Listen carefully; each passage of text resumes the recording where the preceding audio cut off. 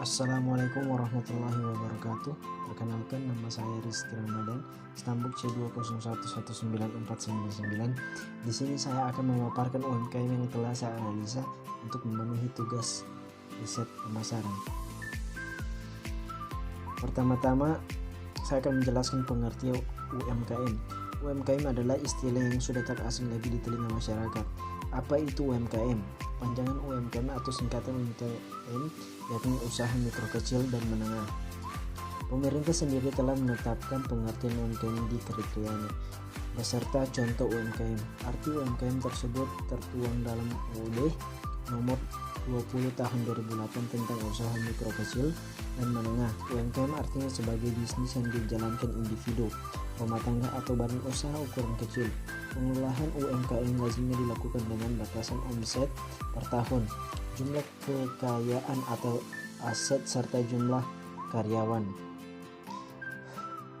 Sedangkan usaha yang tak masuk sebagai UMKM dikategorikan sebagai usaha besar, yakni usaha ekonomi produktif yang dilakukan oleh badan usaha dengan jumlah kekayaan bersih atau hasil penjualan tahunan lebih besar dari usaha menengah, yang meliput usaha nasional, milik negara atau swasta, usaha patungan, dan usaha yang asing yang melakukan kegiatan ekonomi di Indonesia.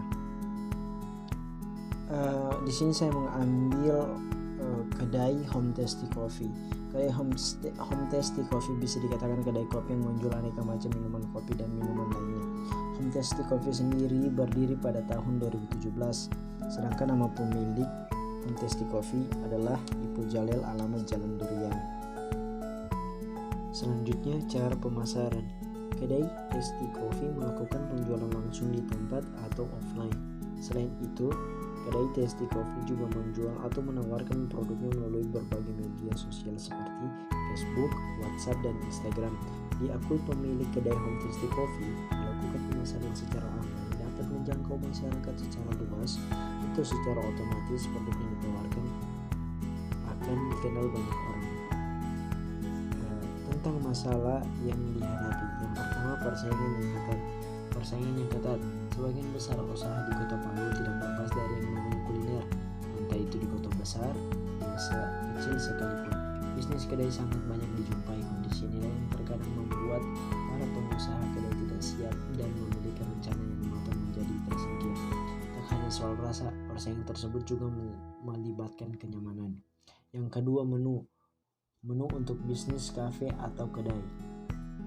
Hal yang menjadi tantangan buat kedai selanjutnya adalah menu. Bagaimana cara kedai menciptakan menu-menu hidangan yang tidak monoton dan sesuai dengan selera pelanggan. Yang ketiga, mudah basi. Menjual makanan atau minuman akan sangat berbeda dengan menjual barang lainnya yang sifatnya tidak kadaluarsa.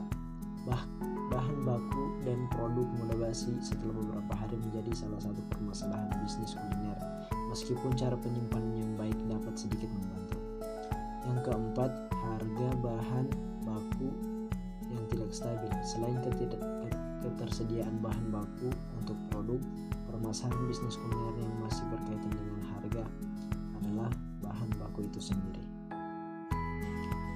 Solusi untuk UMKM: yang pertama, amati dan pelajari saingan usaha Anda, pahami karakteristik usaha Anda, amati, tiru, dan perbarui. Cari mitra usaha, beri potongan harga atau diskon, keramahan dalam komunikasi ke konsumen, dan harus jujur. Yang kedua, selalu evaluasi menu secara berkala.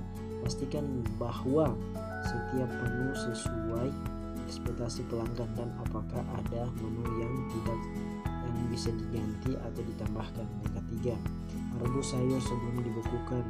Untuk beberapa jenis buah sayuran langsung dibekukan. Pastikan makanan dingin sebelum dimakan. Bungkus daging dengan plastik atau kertas timah sebelum dibekukan. Yang keempat, tenang dan jangan panik. Mencari bahan baku alternatif, mengurangi spesifikasi produk atau jasa, menurunkan sedikit keuntungan, menaikkan harga pokok, menekankan biaya usaha.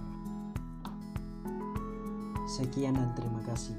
Lebih dan kurangnya saya mohon maaf. Assalamualaikum.